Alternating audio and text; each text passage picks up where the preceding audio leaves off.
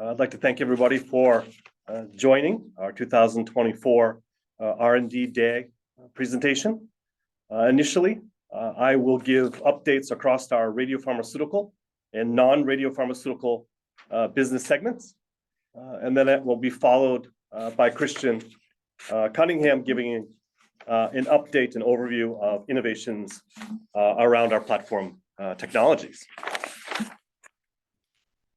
Initially on slide 4 represents our two main R&D areas of focus, which we've divided, of course, into our radiopharmaceutical efforts, which largely highlight around the discovery and development of targeted radiotherapies and radiodiagnostics.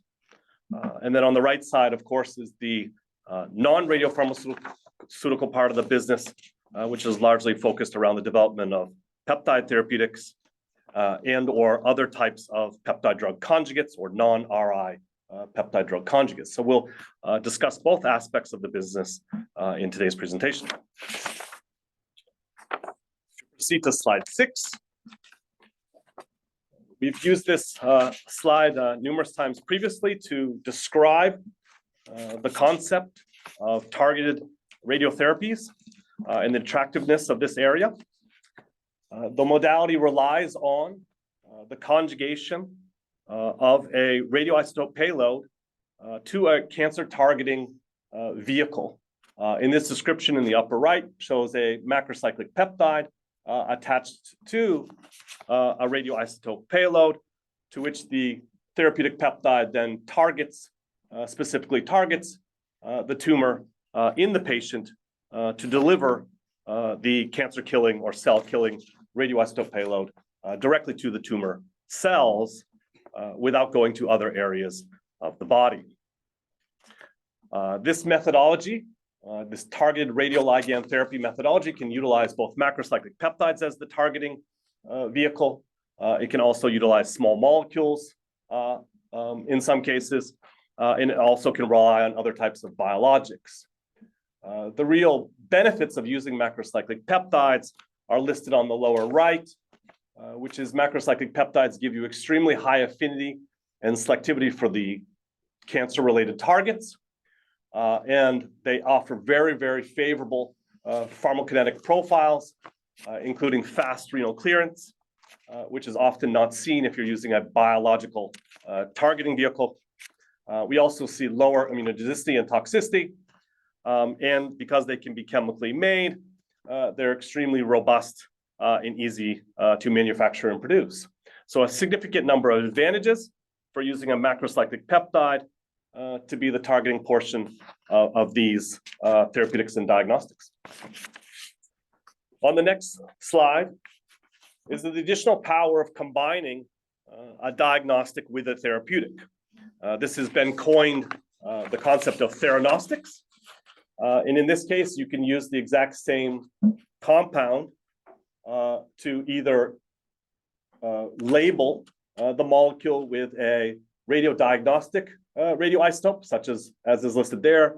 18F is fluorine, or 68 gallium, or 64 copper, which many of you have probably heard of, or a therapeutic radioisotope such as lutetium-177 or actinium-225 as examples. And so your body sees the exact same type of molecule, whether using the diagnostic radioisotope or the therapeutic radioisotope. This has two strong advantages. One, on the preclinical development side, it allows us to actually very rapidly see in vivo, in animal models, whether our compound directly targets tumor or not, allowing us to to speed up preclinical development efforts, since we can very quickly confirm whether it's going to work or not work. And then on the right side is the ability to do de-risk at the human stage by doing phase 0 studies. So phase 0 studies being small patient populations where you simply use the diagnostic to microdose and determine whether or not in the human cancer setting or in the human cancer patients, whether the compound in fact targets their tumors or not. This allows you, again, to de-risk the asset prior to actually moving into more expensive phase 1, phase 2 clinical development studies, and further serves to really accelerate not only the de-risking of programs, so that once they've entered the clinic, they have a very, very high chance of commercial or therapeutic approval success, but also allowing us to test the very early stages about what targets would be best for these type of therapies. So, in part, I think because of these attributes, as we've discussed many times, the radiopharmaceutical field continues to rapidly grow here in 2024. The predicted market size for 2030, all this was predicted about a year and a half ago, is around 30 billion for 2030. I'm going to assume that these numbers will continue to be revised up over the coming years.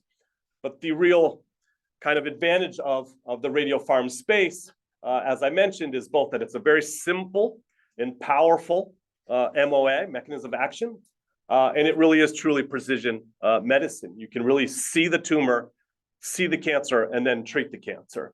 And that is for a very effective commercial and development strategy. We have two largely approved targeting therapeutics in Lutathera and Pluvicto, both originally developed by AAA and then Endocyte, but both of those companies have, of course, since been acquired by Novartis, and both of these products are currently sold and marketed by Novartis, one of the leaders in the targeted radiopharmaceutical space. On the right side is just a growing kind of map of the radiopharmaceutical community, to which PeptiDream has had a core for the last 6-7 years, has had a very core position in as one of the largest companies discovering and identifying the peptide carriers for these radioisotope payloads. And again, we have partnerships with Genentech and Bristol Myers Squibb, RayzeBio, Novartis, etc., across a number of these areas. But this is a very rapidly growing space, with most of the large pharmaceutical companies in the last 18 months now moving into this field. On the next slide, on slide 9, highlights how we are kind of uniquely positioned to drive value creation across our therapeutic and diagnostic pipeline. As everyone is aware, we acquired the PDR Radiopharma company in 2022. It is one of only 2 licensed RI companies in Japan, which currently sells 32 different diagnostic and therapeutic products on the Japan market. And Japan has significant high barrier to market entry because of the requirement of radioisotope handling license and the various infrastructure needed to not only develop, but also to commercialize radiopharmaceutical radioisotope containing compounds, putting us at a very strategic or a very advantageous position within the Japan radiopharmaceutical sector. But also we have a very strong, as I mentioned, global presence in our ability to find the peptide ligands to be used in the development of these targeted therapies. Our model is focused on, at this stage, 3 efforts are highlighted on the right side. Really the development of our in-house programs. We have already previously announced our CI9 program, which we'll talk on a little bit more today. And of course, today we're announcing our second fully owned internal program targeting Claudin 18.2. In addition to that, we also have a number of programs that coming from collaborations, such as our collaboration with Novartis and our collaboration with RayzeBio BMS. We will be highlighting some of those programs today. And then the third aspect, of course, is in-licensing compounds, to which we'll touch on both the LinkMed program and also the more recently partnered Curium programs. The goal of these 3 efforts, of course, is to create a very robust development pipeline spanning the targeted radiodiagnostic and radiopharmaceutical space, both for the Japan market, but also for the global market. On slide 10 is the current to-date status of our radiopharmaceutical pipeline. The I will touch on all of the therapeutic programs in the subsequent slides. Only the bottom, the diagnostic products, I will not be mentioning, except to say that the TauVid diagnostic agent or imaging agent that we had partnered, that is partnered with Lilly, recently had the NDA filed, and we're expecting actually a decision on that by year end. So very excited to see that product actually move forward and launch into the Japan market in 2025. Moving forward on slide 11 is initially highlighting the copper-64 ATSM program. This program was partnered with LinkMed, which is a small Japanese biotech company, in late 2023. I think we announced this in December of 2023, while they were in a phase 1 study of this compound. The copper-64 ATSM is a small molecule drug that is chelated with with copper-64 and actually localizes or targets sites of hypoxia in the tumor microenvironments. And so they initially have been developing this compound for a variety of gliomas or brain cancers, but potentially it actually could be used in other types of tumors or other types of indications also in the future. But initially the focus has been on gliomas. On the lower part of this slide is highlighting some of the take-homes from their phase 1 STAR-64 study, which had been run in Japan. And they reported this data in early summer of this year in 2024, and have been presenting some of those findings at a variety of different conferences. The goal of that phase 1 study, of course, was the primary endpoint was to assess dose-limiting toxicity of the compound. And then there were a number of secondary endpoints that were investigated also. The take-homes are kind of highlighted in green, which they had investigated the 30, 60, 99, and 150 megabecquerel per kilogram dosing. And across the dosing scheme or the dose escalations, they had determined that largely the maximum tolerated dose was roughly around 100 megabecquerel per kilogram, which is what they've carried forward into the phase 3 study. The copper-64 ATSM was shown to be safe and well tolerated. There was no serious adverse events. There were a few, I think, grade 3 and a few grade 3 lymphocytopenias that had come out of the study, but overall, once you removed therapy, those also completely went away. So determined to be safe and well tolerated. The median OS they reported, and this was a relatively small patient size of only 18 patients, was around 30 months with a 1-year OS overall survival rate of 76. This is quite attractive given the nature of these type of gliomas being grade 3 and grade 4. And these are recurrent gliomas. So on the next slide, that data was utilized for discussions with the PMDA, and LinkMed moved very quickly into a phase 3 study, which started in June of this year. As is listed on this slide 12, the upper part is actually the design of the study, which they will be enrolling or have already started enrolling recurrent high-grade glioma patients with glioblastoma, or grade 3, grade 4 astrocytomas, or grade 3 oligodendrogliomas into the study, with the overall primary endpoint, of course, around overall survival, and then secondary endpoints around progression-free survival, PFS, and other types of response rates. So patient enrollment, again, as is listed, highlighted in green, has already begun. We are at current between LinkMed anticipating potential for product filing in 2020, late 2027 at the earliest. And the intention of the two companies is to potentially apply for Sakigake designation once we have enough phase 3 data to justify and support such filing, which also potentially could truncate or shorten certain aspects of the approval process for us. So very excited how this program is overall progressing in a wonderful partnership with LinkMed. On slide 13 is two products that we recently announced with Curium on October 1st to bring these two programs into Japan. The lutetium 177 PSMA INT and also the copper 64 PSMA INT compounds. As is listed on slide 13 on the left, the lutetium version is the therapeutic, and the copper version is the diagnostic.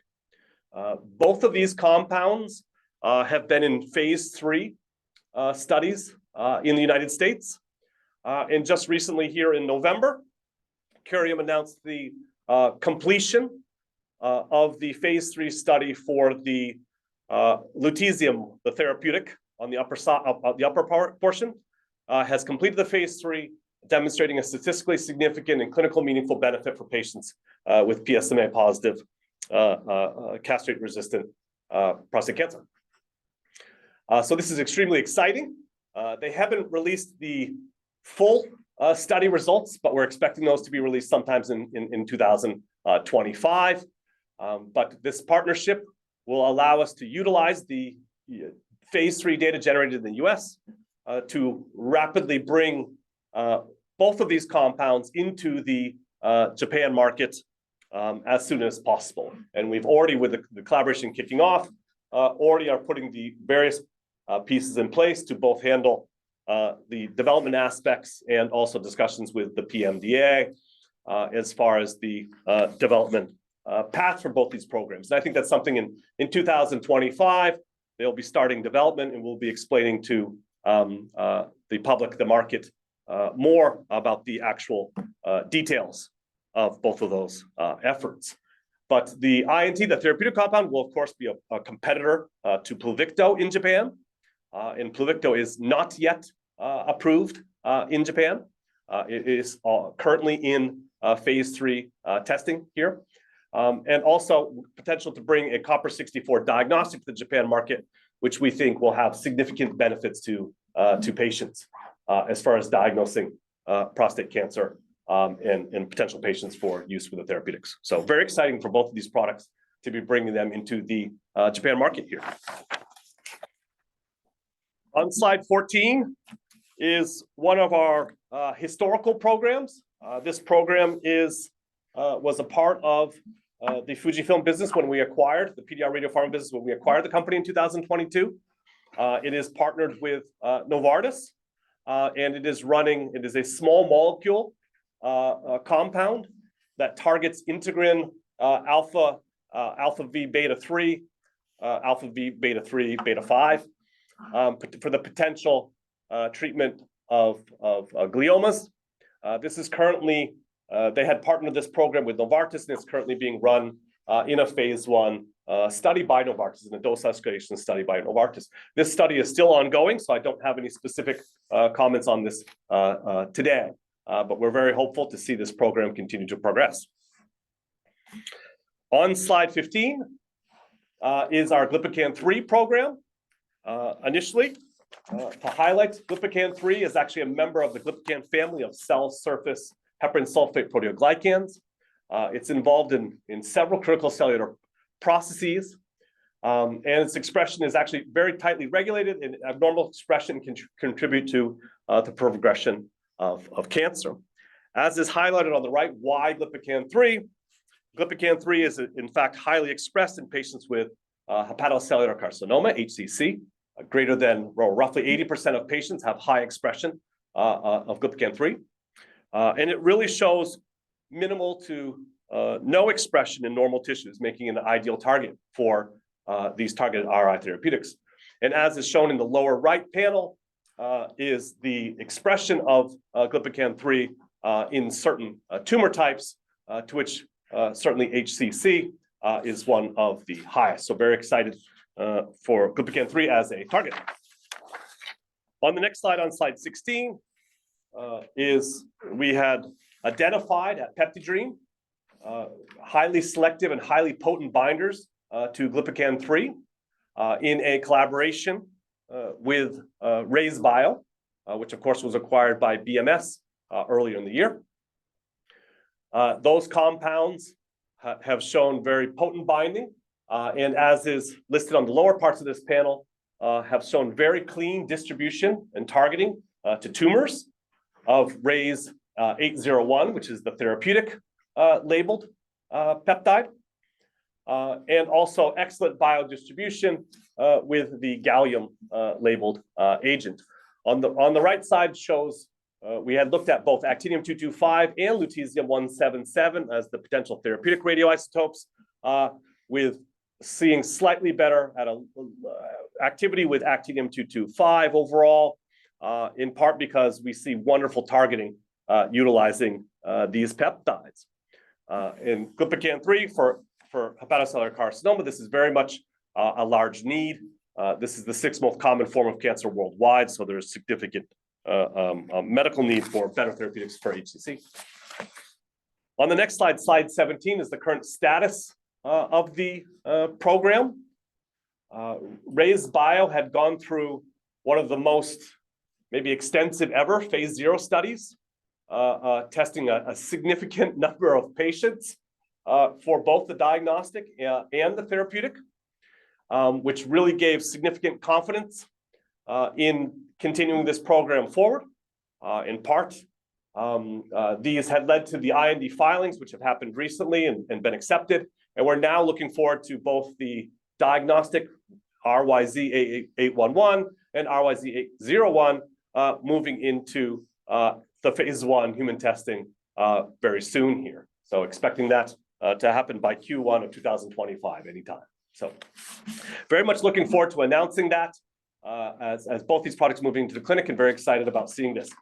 Just for everyone's reference, as we've discussed, PeptiDream has the Japan rights to both of these compounds, and we are very much looking forward to utilizing the data generated from the global study, or from the initially US study, to bridge back into Japan and bring these products to market at the same time as they're brought to market in the US.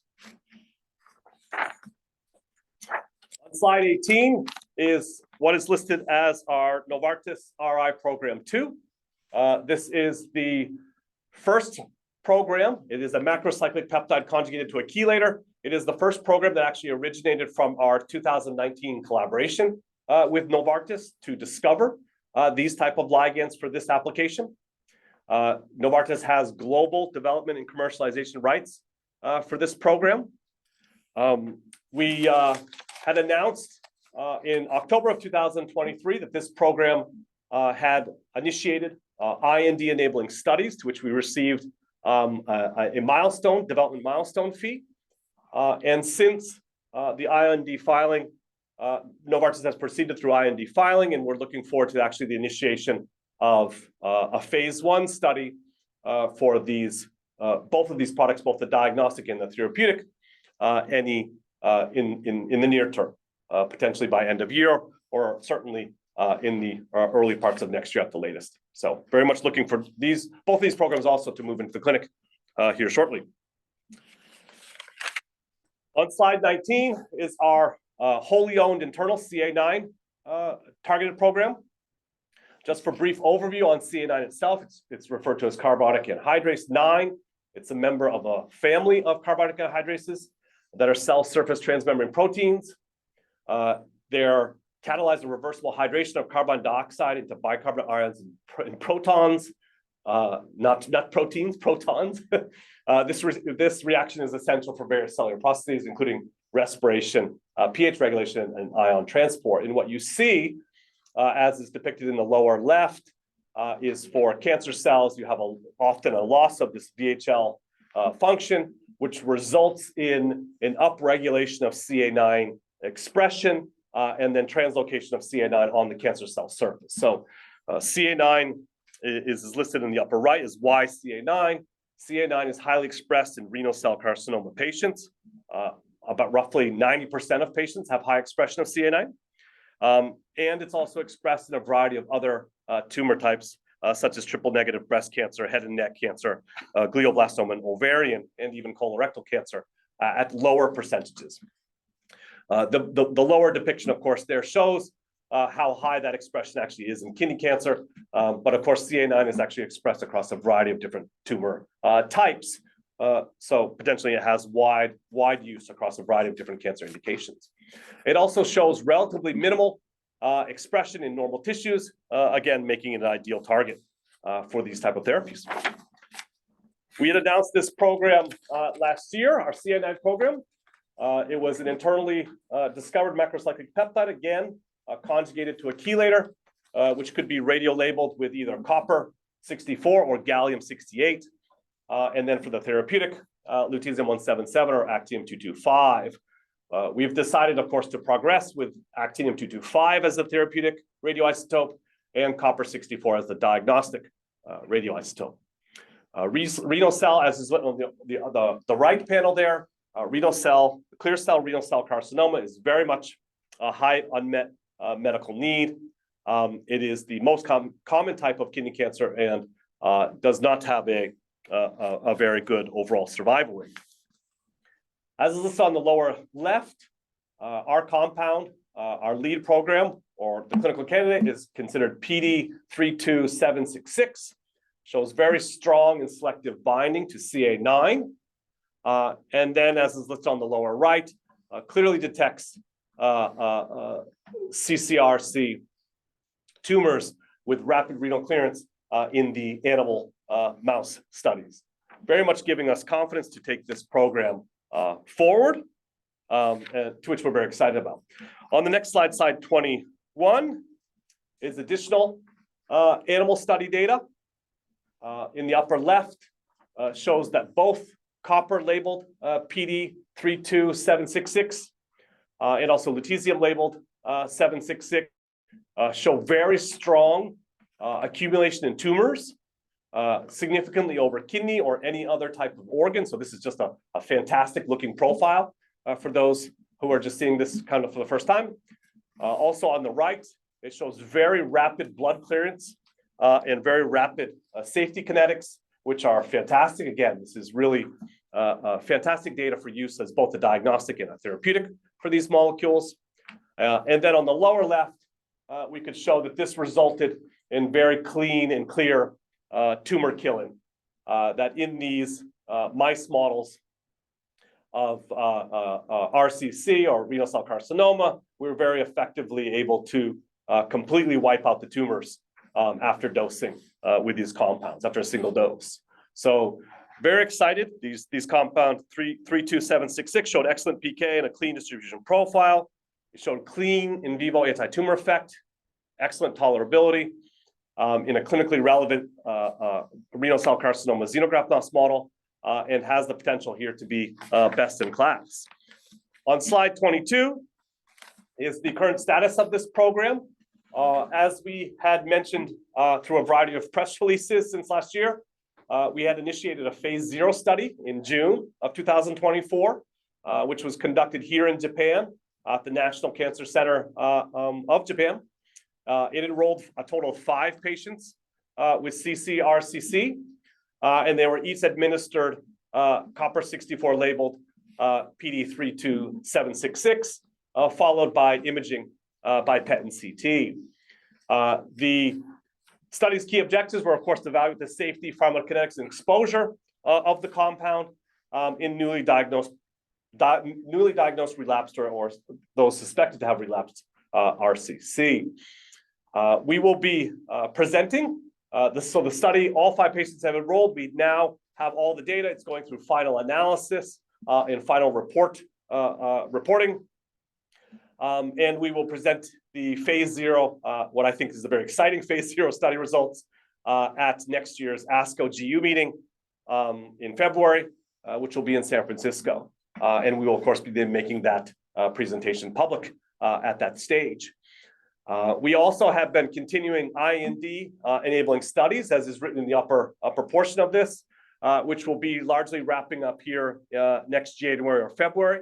We should have the totality of the IND enabling studies completed, therefore putting us in a position for IND filing in sometime in 2025. and preparing for initiation of phase 1 in the second half of 2025. So we feel, again, this is a program that has now been very much de-risked and very excited about taking this program forward into RCC patients. In addition to the CA9 program, which is our lead wholly owned program, today we are announcing our second wholly owned program targeting Claudin 18.2. 18.2 is a member of the Claudin family of proteins involved in the formation of tight junctions between cells. It's essential for maintaining healthy interactions between cells and thus the integrity of tissues and organs. Its expression is tightly regulated, and abnormal expression can contribute to the progression of cancer, as well as the ability of cancer cells to invade surrounding tissue or spread into other organs and or develop resistance to chemotherapy and other treatments. As is shown in the lower left depiction, 18.2 is again, a tight junction protein. It's normally between cells and therefore not readily exposed to compounds.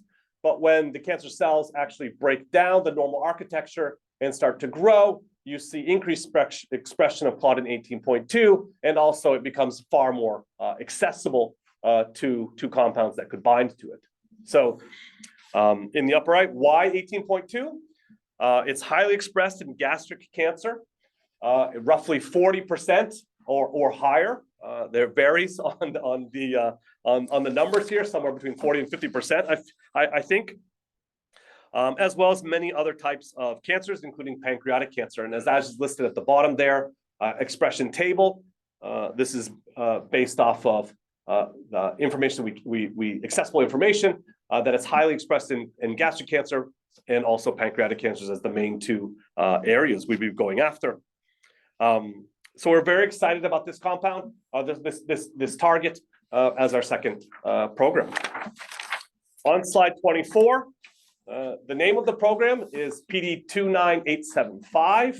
Again, it's a very highly potent and selective macrocyclic binder to Claudin 18.2, discovered as an internal program to which we of course have full rights to.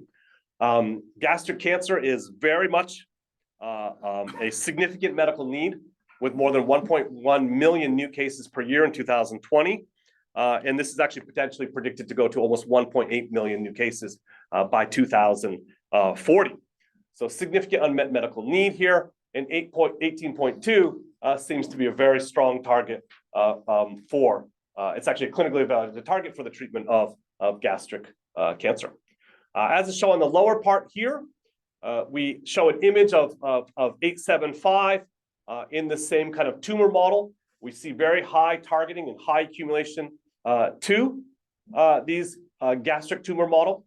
And then in the middle part of the slide, we also see very strong response to lutetium labeled 875 peptide, clearly removing the growth or stopping the growth of these tumors in their tracks, with no real effect on the weight gain of these animals, showing that they're not only very targeted, but they show very good tolerability. So our 875 program exhibits very high affinity and selectivity for 18.2. It's shown very high uptake in these mouse models of gastric cancer that have 18.2 expressing tumors with very minimal non-tumor accumulation. So we see almost no accumulation in any other organs besides very, very, very low kidney, which is the common place to see any kind of residual. And it showed very strong tumor reduction efficacy, supporting our decision to take this into IND enabling studies and also human imaging phase 0 studies. So as is listed on slide 25 is the current status of this program. We have elected it, of course, as a clinical candidate. We have already initiated IND enabling studies of this program, intending to develop it utilizing actinium-225 as a therapeutic radioisotope with the paired diagnostic imaging agent using copper-64. In addition to that, we're also actually planning phase 0 studies to run concordant with the IND enabling studies, which also should happen in 2025. And we'll be announcing more of those, more details again around this program as it progresses forward into next year. The upcoming milestones are the first in human phase 0 imaging studies.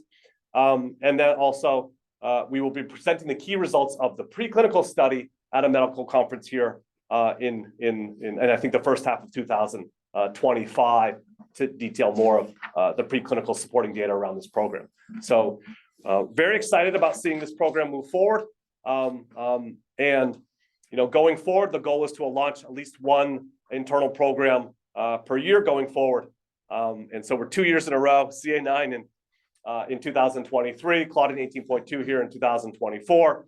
And we have a number of programs up for consideration for 2025. So couldn't be more excited about the progress of our internal efforts to develop some really groundbreaking targeted therapeutics here. Lastly, in the radiopharm side of the coin is slide 26. I just want to touch on a few other programs. Our Novartis program, which is being called program number 3.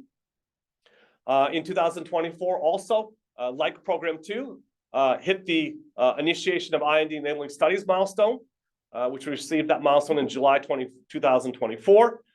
In this program, while at this time we're not able to provide significant details around this program, we are very excited about this program. This program is also progressing forward, expecting some impactful news in 2025 for this. So our collaboration with Novartis is going fantastic, and we're expecting a lot of success and a lot of programs to come out of that, a lot of products to come out of that.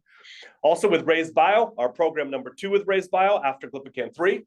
The target of this has not been disclosed, and there hasn't been a lot of details in 2024, in part because of BMS's acquisition of Reid Bio.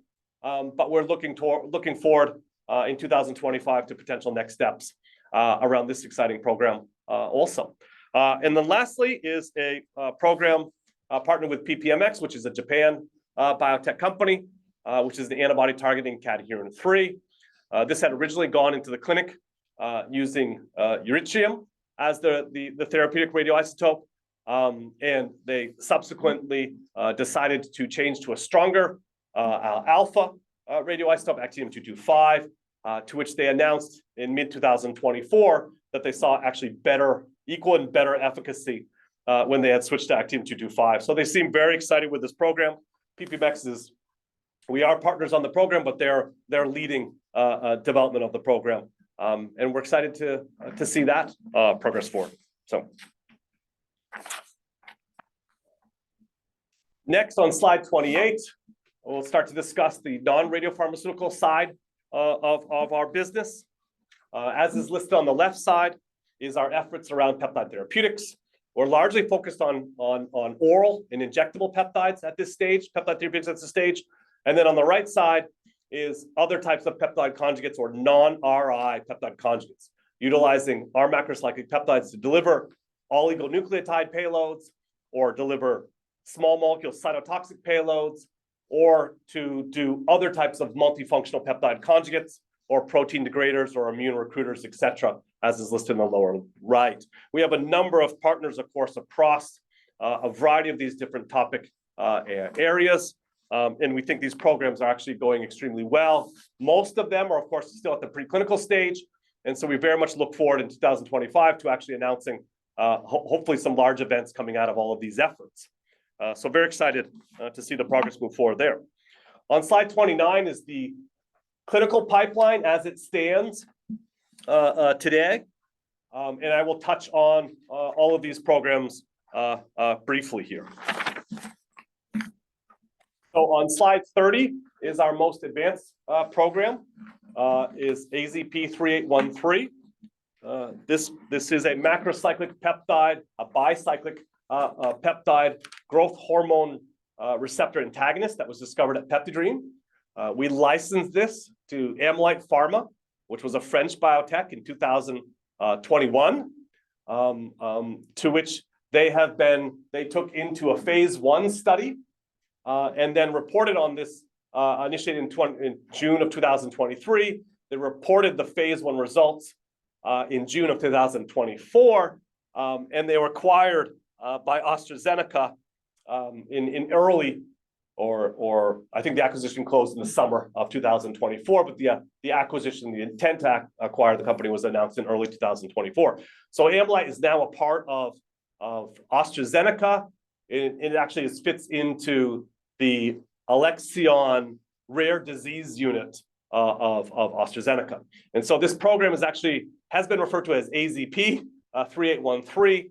It will be or is being renamed to ALXN, Alexion 2420.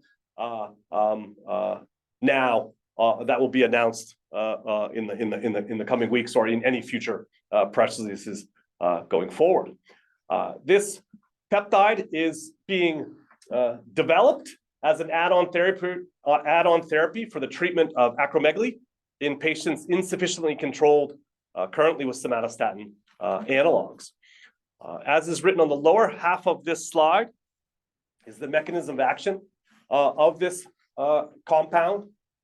These SSAs, or the somatostatin analogs, suppress growth hormone production, but they don't do a perfect job actually managing that, and you can still get expression of IGF-1 in cells. And therefore, if you actually combine the somatostatin analogs with AZP3813, which acts through a different mechanism of action, it blocks the GHR receptor or blocks binding of growth hormone to the GHR receptor. And therefore, there you have two different mechanisms to actually reduce circulating growth factor or growth hormone, and therefore better control the production of IGF-1 in the liver. This is shown on the right side there, where you have simply a somatostatin analog in octreotide in the dark purple, and its reduction, its percent change to IGF-1 levels versus AZP3813. And both of these then, when added together, you actually get the very additive effect here of further decreasing circulating IGF-1 levels. This really gave constant, was in rat model data, but this gave strong confidence to actually employing the AZP3813 in combination with somatostatin analogs for the treatment of these patients. On slide 31 is the phase 1 data that had been reported. They reported this data at two different conferences at ECE in Endo in June and July of 2024. This was a phase 1 randomized double-blind placebo-controlled single ascending dose study with also a multiple ascending dose arm to it, conducted to evaluate the safety, tolerability, pharmacokinetics, and also the pharmacodynamics by measuring serum IGF levels of AZP3813. They reported extremely good tolerability with no safety concerns at all, and no clinically significant abnormalities with respect to safety labs, vital signs, or ECG. In addition, as is reported in the lower part of this slide, you have the SAD results on the left, and you have the MAD, or the multiple ascending dose data on the right. You could see very much a dose-dependent, dose-related decrease in IGF, circulating IGF-1 levels upon repeated administration of AZP3813. And the Amolyt's conclusion was that this reduction or control of IGF levels was well within the level of reduction expected to result in excellent control of IGF-1 levels in patients with acromegaly, and strongly supported its continued development into acromegaly patients. With the acquisition, that probably slowed down development slightly, but this program is now moving into a phase 2 study, and we expect to hopefully announce that in early 2025. So very excited about seeing this program also move forward. On slide 32 is just a brief update on two other programs that have been in our pipeline for some time. The PDL1 program, which was an oral PDL1 macrocyclic peptide inhibitor. This had been taken into a phase 1 study in 2022 by Bristol Myers Squibb. We've discussed this previously as we had an explanatory meeting in 2023 that they had announced that they would not continue the program into a phase 2 for business reasons, and that we were looking into our ability to review the phase 1 data and determine whether there was any future options regarding this program. It has taken longer, I think, than we expected to receive all of the relevant phase 1 data. And in fact, there were parts of the data that had not been analyzed that I might consider kind of in the raw form. And so we've had to spend a little bit more time than we had expected, certainly, to review the current data. So we're still, I think, hopefully in 2025, in the first half of 2025, we'll be able to make a definitive decision on what to do in regards to this oral program. The underlying peptide, for everyone's information, the underlying peptide to the oral program is actually also been labeled with F18 and has been continuing as an imaging agent. So that is still in development. It had completed a phase 1 study, and we are kind of waiting from a BMS determination to what is next in regards to the imaging agent. But currently, we're certainly free to pursue any therapeutic modalities around PD-L1 as a target. And as many people may be aware, PD-L1 is starting to show up in additional kind of bifunctional and other potential peptide drug conjugate or conjugate-based applications. So we still think there's very much a utility for the compounds that we actually have for this program. So I think this is something we'll talk about more, hopefully in 2025 here. On the right side is the CD38 ARM program. This had been is a multifunctional peptide. It has 2 macrocyclic peptides. One binds to CD38, one binds to IgG. This had actually moved into a phase 1 study in 2021 that was being conducted by Dana-Farber Cancer Institute in partnership with Biohaven. More recently, actually, the clinical trial protocol has been adjusted. This was a physician-led study that, because this is multiple myeloma, had actually quite stringent inclusion or enrollment criteria, and that enrollment criteria was to the point where that was becoming very challenging for the study to actually recruit patients into. And so, maybe they were recruiting at a very slow pace of only 1 or 2 patients, I think, per year. And so they've recently, we've had these discussions with Biohaven. They've amended that, and they are potentially the inclusion criteria to allow for potentially the recruitment of more patients. So hopefully we'll have something to discuss around this program also in 2025, but we don't have more than that to report at this stage. Simply the amendment, we hope, will account for the recruitment challenges that program had encountered. On slide 33 is excitingly 2 programs that originate from Merck with our macrocyclic peptides. On the right side is program 1 that actually went into a phase 1 study in July of 2023. Unfortunately, we could not disclose the indication nor the target at this stage. The study is being run in healthy volunteers, so there's no clinicaltrials.gov identifier for this study. But if this study progresses out of phase 1 into a phase 2, we should be in a position to be able to both get an NCT identifier number and also be able to disclose both the target and indication for this program. Similarly, on the left side is the second program to enter the clinic. This entered in June of 2024. We were able to disclose the indication was for inflammatory disease, but we are still not able to disclose what the actual target of this study is. Similarly to the first program, because this is being run in a phase 1 investigating safety, tolerability, and pharmacokinetics in healthy volunteers, there is no clinical trial identifier for us to disclose. And likewise, we expect if this program progresses into phase 2, that we will be in a position to disclose more about these programs. And also they should both show up into Merck's own pipeline once they enter phase 2. So Merck does not normally put phase 1 programs into their disclosed pipeline. But very excited about both those programs going forward. On slide 34 is PA001, our partnered program with the peptidome spin-out peptide that many of you may be familiar with. This was a very potent macrocyclic peptide inhibitor of the spike protein for potential use in the treatment of COVID-19.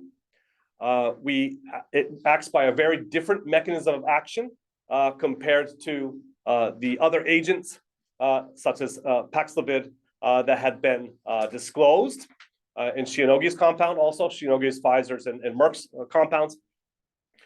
By blocking actual vial entry using this peptide, it binds to an excellent epitope on the stalk portion of the spike protein, which is actually quite conserved across every variant that we've looked at to date, suggesting it's again a very attractive potential modality here for the treatment of coronavirus. We had applied, or PeptiAid had applied for AMED support, and this program was actually adopted by AMED as part of their research program to promote the development of innovative therapeutics for emerging and re-emerging infectious diseases that we had previously announced. And so this program has actually moved forward into a phase 1 study in the US in elderly volunteers. We had already made press releases, as is shown on the lower right, in which July the FDA had approved the IND application for the phase 1 study. And on October 7th of this year, we announced the dosing of the first patient.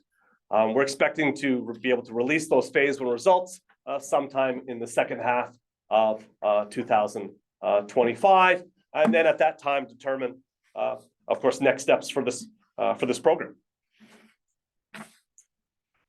Lastly, on slide 35 is an update around our myostatin inhibitor program. Myostatin, along with GDF, which is also known as GDF8, along with GDF11 and activin, are members of the TGF beta superfamily, and they function in a very complex process that regulates muscle growth and function, and that is depicted in the illustration in the middle part of the slide here. Myostatin has both the pro-latent and mature forms of it, and it's regulated by a complex network of inhibitory proteins, as well as local autocrine and paracrine signaling events that likely play a predominant role in its ability to regulate muscle homeostasis. Recently, as many of you are likely well aware, inhibitors of myostatin, GDF11 activin, this signaling pathway, have been investigated across a broad range of disorders, including muscular dystrophy. More recently has been very exciting data in the SMA space, but also ALS, cachexia, and also you're starting to see results coming out from obesity studies as well. And the potential to use inhibitors of this pathway in a variety of different, muscle-related and/or metabolic disease is extremely attractive.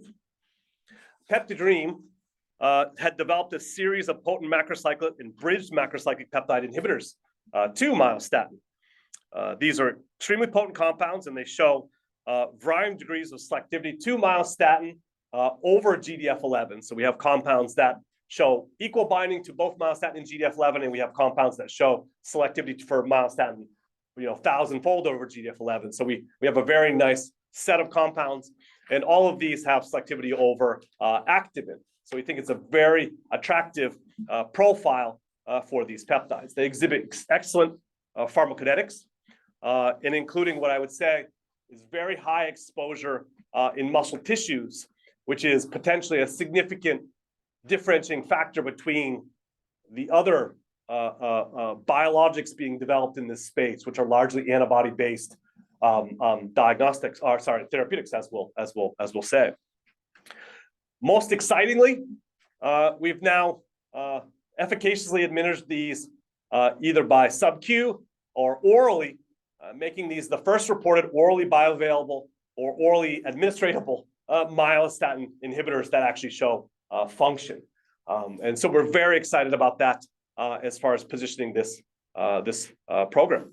As many of you are aware, we had originally started off developing this program to DMD, to which those efforts continue. We saw very, very good therapeutic benefit in the mouse models of DMD, which we actually had made a presentation at the World Muscle Symposium a little while back. So the ability to take both these candidates forward for both DMD, potentially SMA, and also obesity gives us a variety of different indications to drive potential growth. Initially, on the slide 36, though, and the point of today's presentation is to focus on the obesity aspect of their use. This slide 36 highlights the landscape, the current landscape of inhibitors for this myostatin pathway. You have Lilly after their acquisition of Versanis, which has an antibody that actually binds to the receptor, which inhibits the signaling of all three ligands. And then you have Roche, Chugai, Biohaven, Regeneron, and Scholar Rock as all having alternative antibodies that bind to different ligand patterns, right? Myostatin, GDF11, or activin, as depicted here with the arrows. These compounds were initially developed largely for SMA, or at least on the myostatin. So the Chugai program is in a phase 3 for SMA, Biohaven's in a phase 3 for SMA, and Scholar Rock is in a phase 3 from SMA. And only in the last, only more recently has there been a pivot more toward obesity, to which Scholar Rock has been generating both preclinical and I think is now in a phase 1 for obesity. Biohaven is also in a phase 1 for obesity. And so I think Chugai is also in a phase 1 for obesity. So there's a pivot, of course, to these studies for applications in obesity. Our compound is the first compound that is an PO or orally bioavailable compound and shows very exciting data. So we actually think we're in a very strong position to have the first-in-class oral myostatin inhibitor.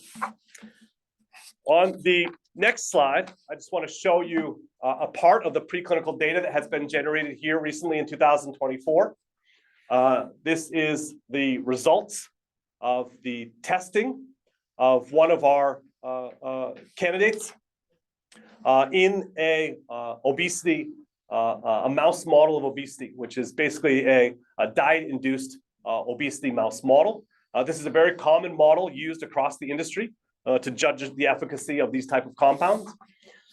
When we gave this compound at 3 different doses, 0.5, 1.5, and 4.5 mg per kg, in combination with the GLP-1 agonist semaglutide, which of course classically causes you to lose weight, but you also lose muscle at the same time. So the goal of this study was to determine whether the addition of our oral myostatin inhibitor could in fact offset the lean muscle mass loss characteristic to these GLP-1 agonists. And what you can see on the left is, so I guess start in the middle. The middle is the black bar is semaglutide only. And with semaglutide administration, of course, you lose, not only do you lose weight or fat mass, as you can see in the lower left, with these patients losing significant percent change of fat mass in these animals. But in the middle of the screen, you also lose, 8% of the lean body mass of these animals. If you administer increasing doses, daily oral administration of our inhibitor peptide, you could see that you continue to lose the same amount of overall fat mass, but you actually retain or preserve lean body muscle mass, lean body mass in these animals. Suggesting, of course, or demonstrating that these compounds are very much preserving the lean muscle mass or lean body mass and offsetting the unintended consequences of giving semaglutide or any of these weight loss compounds. So an excellent verification or demonstration of the efficacy of these compounds in combination with semaglutide. On the next slide, which was even more outstanding, was not only daily oral administration showed this type of effect, but in fact, weekly, once a week oral administration of our compound also showed very clearly this very strong preservation of lean body mass in these animals. So very exciting. Again, these animals continue to have reduced their fat mass, but they're no longer losing the lean muscle mass or lean body mass, which is a key finding. So these compounds, as being the first oral compounds, as everyone is aware, the current weight loss drugs are all injectables. They're all, or the approved ones, are all administered usually daily. And there are a number of efforts, of course, for the pharmaceutical sector to be searching for oral alternatives for this weight loss for semaglutide and the GLP-1 agonists. But this is the first evidence of an actual myostatin pathway inhibitor that could be orally administered and offset any type of oral weight loss drug that is out there. So we think there's a very strong chance of combination therapy with our compound going forward. We'll continue our preclinical development activities here into 2025, and we've already been having a number of discussions with potential partners in the space, determining kind of what is the best opportunity for us around this exciting program, not just for obesity, but potentially for SMA and DMD. And so I think hopefully there'll be significantly more to come in 2024. So 25, sorry. So with that, I want to pass this over to Christian. I have used up a significant amount of time, but I'm sure 15 minutes we can still handle. Please, Christian. Yes, so it's absolutely my pleasure to present to all of you today. It's been an absolute honor being able to join PeptiDream after getting to work with them for nearly 10 years while I was at Genentech, both in collaboration with PeptiDream, but also in licensing the technology transfer. And it was these experiences that really gave me the firsthand exposure to how powerful PDPS is, as well as a window into the exceptional scientists and strategies really employed to deliver peptide-based therapeutics. And it was that motivation that really brought me over here. And I can firmly say that upon joining, my expectations have truly been exceeded. I'm now very excited to join the PeptiDream leadership team to continue building upon the amazing work that's already been going on, as witnessed in these last several slides and presentation, and really continue to drive more peptides into the clinic and to patients in need. And so just for a few slides, I really wanted to talk about some of the innovations that we're working on at the earlier stages of our platform in order for us to continue to deliver to our portfolio as well as patients. And as all of you know, the real power of PDPS is the fact that we can incorporate non-canonical amino acids at the start of discovery. And we can build these into combinatorial peptide libraries in massive amounts, where our libraries are on the order of 10 trillion peptides in every library. These are made using in vitro translation technologies.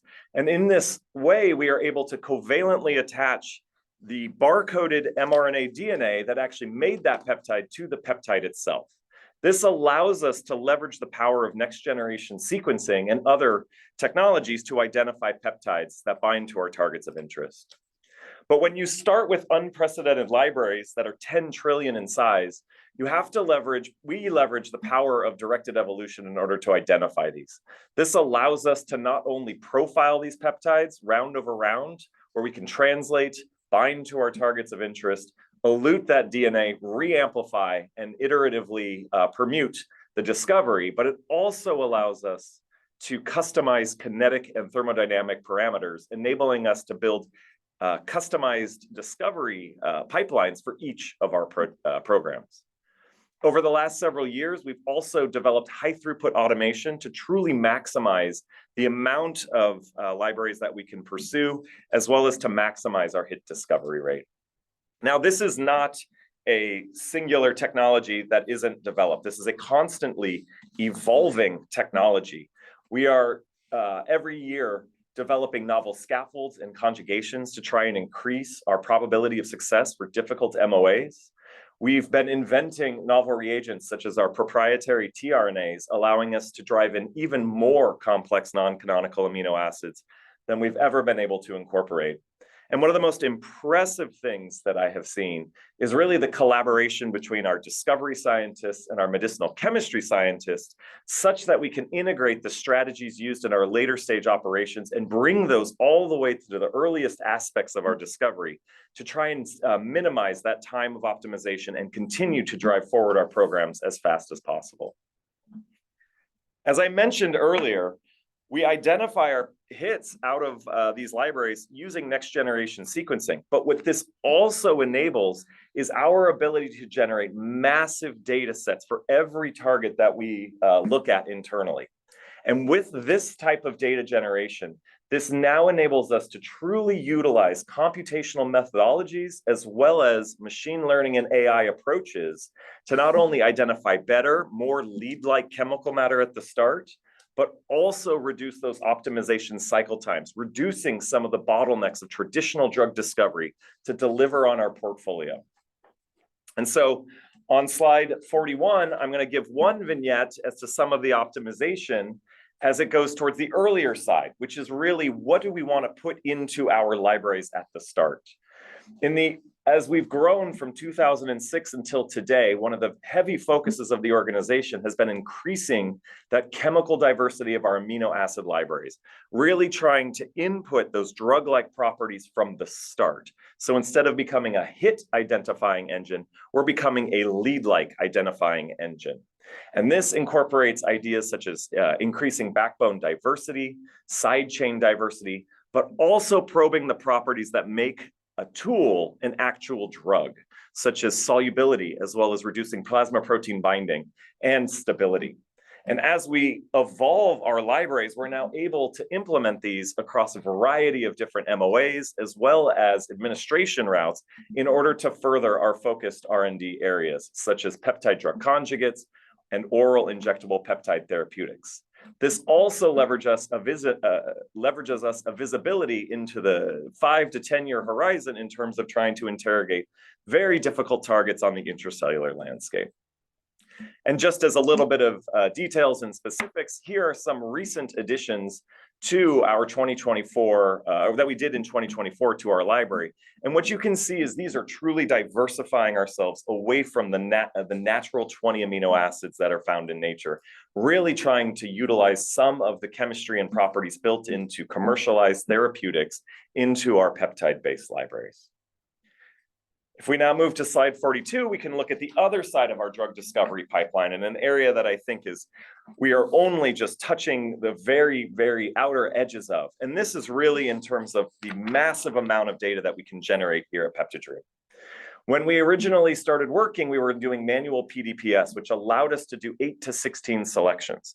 And with the sequencing technologies at the time, we would be sequencing a little under 2 million sequences.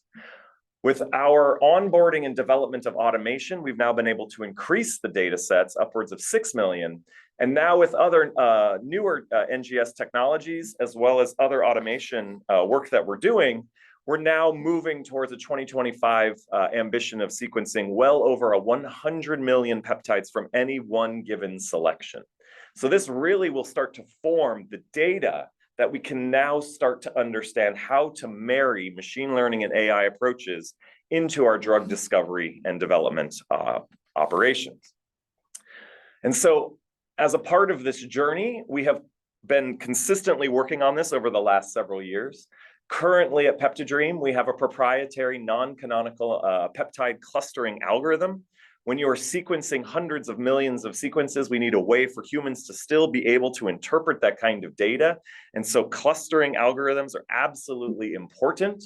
And we had to build our own because publicly available ones can only handle the 20 canonical amino acids that nature has.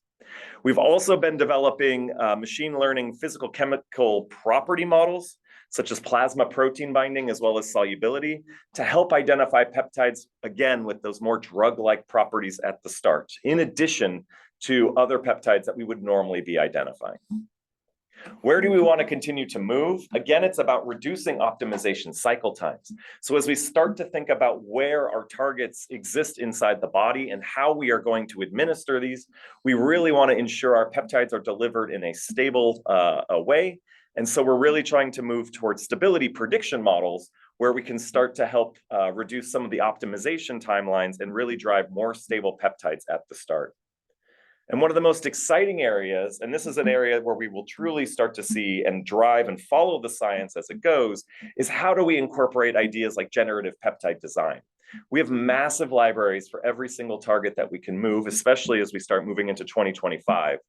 Peptide space is already immediately amenable to large language model predictors.